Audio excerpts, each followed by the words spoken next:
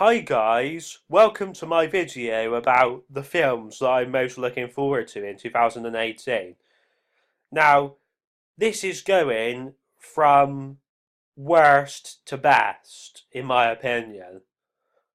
Um, so 21 being the worst and number 1 being the best. So without further ado, let's begin. Alright, number 21, we have Incredibles 2. Now, The Incredibles is without a doubt one of my favourite Disney franchises. But the reason that I'm putting this at number 21 is because, well, Disney animation isn't really my sort of thing, and I find it quite childish. But anyway, the point is, a lot of people, including myself, wanted like the Incredibles sequel to be to do with the Underminer, but it doesn't seem like they're going in that sort of direction, which is a bit disappointing. Number 20, 50 Shades Freed. Now, don't get me wrong, I quite like kinky things, but they don't really compete with superhero movies and sci fi movies. And also, I don't really like the Twilight fanfiction elements of this franchise because, well, I'm not the biggest fan of Twilight. Number 19, Fantastic Beasts, The Crimes of Grindelwald. Well, the first Fantastic Beasts wasn't exactly exceptional, it was average, really. And that is one of the main reasons why I'm placing this entry at number 19. But don't get me wrong, I'm very much looking forward to seeing a young Dumbledore. But I just hope, like, the actor that they've chosen is right for the part. Number 18, The New Mutants. Well, basically, um, I don't really like the idea of there being a superhero horror film, and that is why I have placed this at number 18. Um, Also, Magma in the comics, she's in the New Mutants, but for some reason I don't think Magma's going to be in this film, which is a bit disappointing because Magma's one of my favourite X-Men characters of all time. So, well, one of my favourite Marvel characters of all time, in fact. Um, but I think it has Magic in this film. Magic the character, I mean. And correct me if I'm wrong, but isn't that Colossus's sister? Anyway, moving on to number 17, which is Deadpool 2. Now, some of you are probably thinking, what? Number 17? It should be higher than that. Well, like, to be honest, like, I thought, like, Deadpool 1 was made out to be better than it actually was. Because I thought it was quite average, to be honest. I mean, like, there were loads of elements that were average, including, like, the main villain, who I can't even remember his name. But I have no doubt the sequel is going to be much better, what with Cable and the time travel elements. Um, I don't really get why Colossus, like, keeps being in these Deadpool movies. Like, why not have, like, some of the other X-Men in it? Um, Also, like, Weasel isn't nerdy enough, but there we go. I know a lot of people say, oh, the humour in the Deadpool movie is pretty much spot on with the comics. Well, I have to slightly disagree with that because I thought the humour in the comics was better. And not just the humour in the comics, but everything in the comics was better. Number 16, Spider-Man Into the Spider-Verse, the first ever cinematic film to feature Miles Morales Spider-Man. Now, the fact that this is going to take place outside of the MCU is a bit worrying to me, because I would have preferred it if they introduced Miles Morales into the MCU.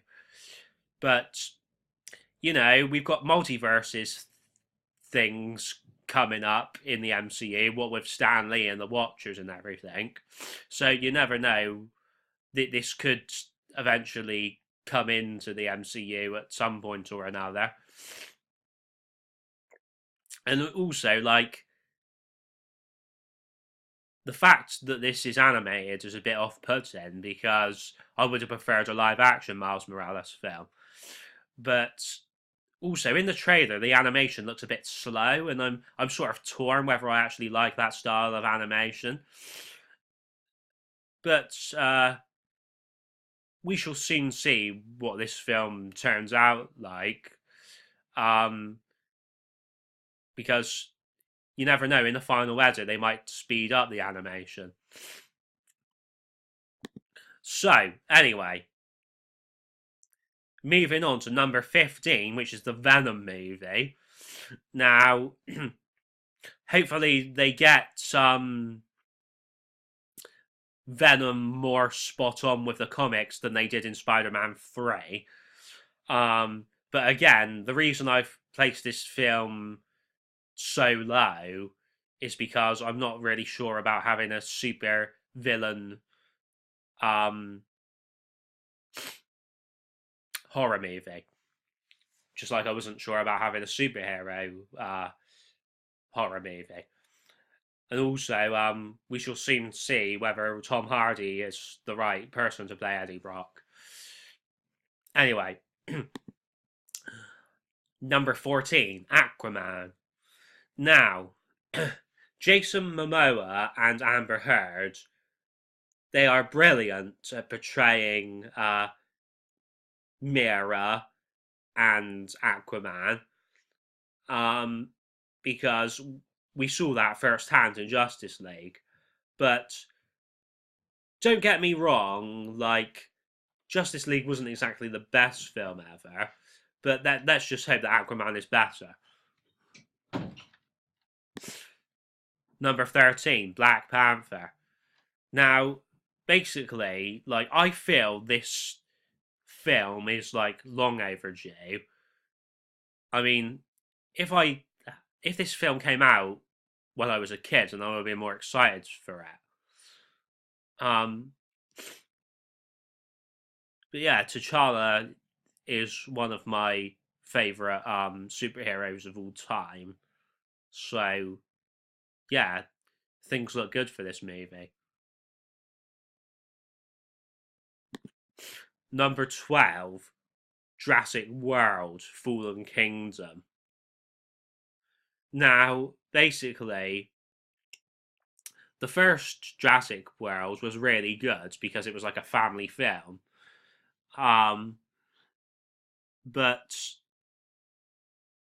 basically, like, I feel that that robots are more interesting than dinosaurs, and that is why I've placed this film pretty low in terms of what I'm looking forward to. It says life finds a way. Let's hope this movie finds a way. But the fact that Jeff Goldblum's going to be in it, that's very good, because obviously Jeff Goldblum was in, like, the original Jurassic Park films. Number 12, Mission Impossible 6.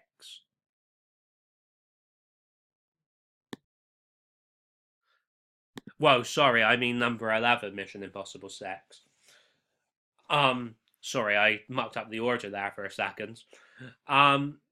So basically, like, the last Mission Impossible film, was absolutely brilliant. Like, the Rogue Nation one. Because like, well, Tom Cruise as Ethan Hunt was brilliant as usual. But also like Simon Pegg was also brilliant, and even like Rebecca Ferguson's character was brilliant as well.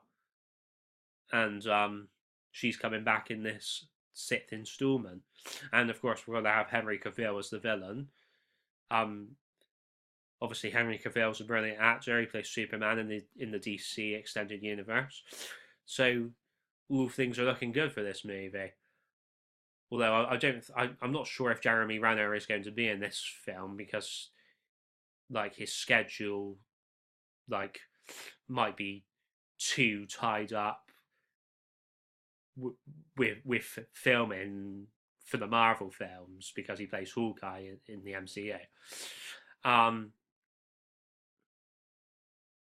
So yeah, number 10, Bumblebee. Now, basically, I wasn't too excited about this movie when it was first announced because I thought like, oh, it's just going to be a film about Bumblebee and a few other Transformers, and it's not going to be very exciting. Like it won't be on such a large scale that the other Transformers movies have been on.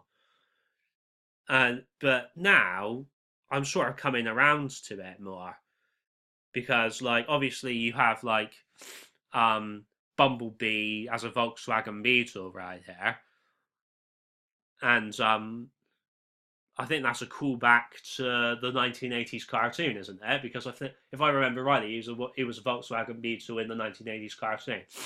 So obviously this film is set in the 1980s. So obviously that was before certain Transformers were killed off in the movies. So that could bring back. So this movie could bring back certain iconic Transformers such as Jazz and Ironhide. So they've got the ability to do it. So why not do it? That's what the fans want. Like, I mean, maybe we could see like other Transformers in their classic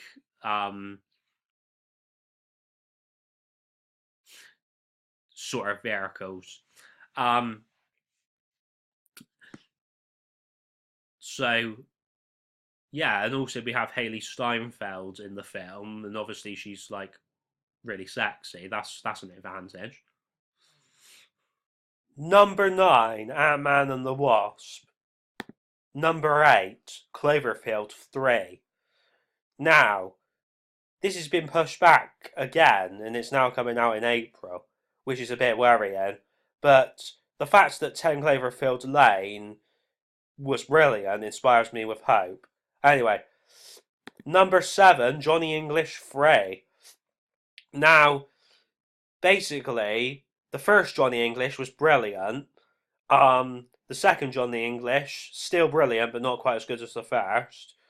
I'm hoping that Johnny English 3 is also going to be hilarious. What with Ben Miller's Boff coming back and all of that. Number 6, Insidious: The Last Key. Number 5, Freak Shift, which is an action thriller that stars Alicia Vikander. Number 4, Solo: A Star Wars Story. I'm kind of worried about this film now, since what Disney did with The Last Jedi, and that is why I have to place it at number 4. I honestly can't place it any higher.